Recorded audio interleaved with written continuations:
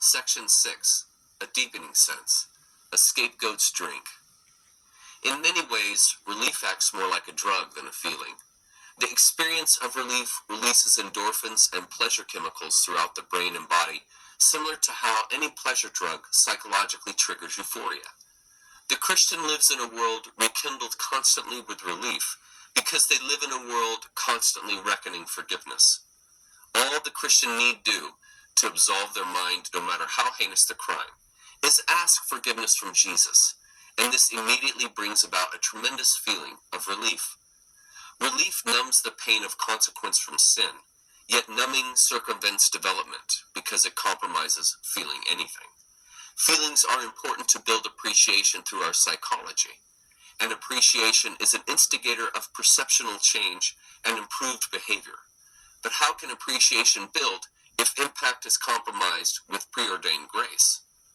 Endless grace eventually becomes the sinner's drink of choice, because paradoxically, being a sinner is a scapegoat. Drinking endless relief from a forgiveness wet bar numbs the perception and awareness of the Christian, like drinking endless bottles of booze numbs the perception and awareness of the alcoholic.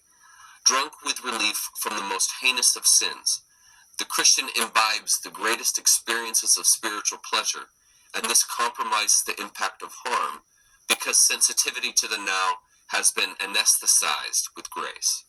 Consider how many times a Christian rededicates their life through tears and commitment to do better, only to return to the same sinful behavior that brought them to tears in the first place. Recommitment, rededication, and forgiveness feel good because relief feels really good. If the psychological and spiritual developmental components of consequence are depotentiated and distracted with relief, development out from the inappropriate behavior is compromised. The Christian claims the sin is inside by claiming sinner, while identifying through Jesus who has already forgiven it. So asking Jesus to take the wheel is a consequential dodge, not a psychologically sound way through. By claiming sinner while identifying through Jesus, the convert learns to duck ownership of their sinfulness because they are a sinner and predestined to harm anyway. The idea of a sin nature is a classic scapegoat. Furthermore, Jesus already absolved the harm, so the impact of inappropriate behavior is always marbled with pleasure and distorted with grace in the convert's mind. Nothing is learned or developed because a Christian dies a sinner, just like a drunk dies an alcoholic. Relief resolves nothing.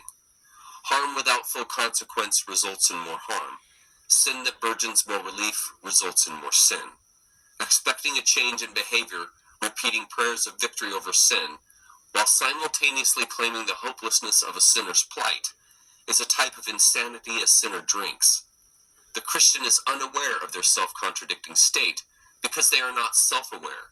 They have identified through an external and imagined being named Jesus, not themselves, and like the cult in Jonestown, they die unaware. The unforeseen self-contradictions at the core of Christianity are the secrets few converts ever discover about themselves, and so they remain motivationally enslaved to the sinner they were taught to be.